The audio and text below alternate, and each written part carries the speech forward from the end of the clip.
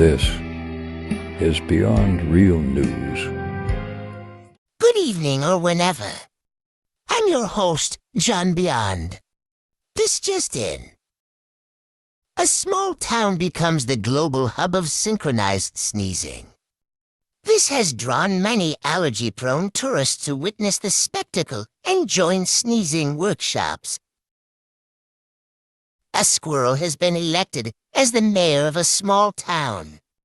This has resulted in many acorn-based policies and nut-related infrastructure projects. That's it for now. Use the link in the first comment for a lot more news stories. Please subscribe.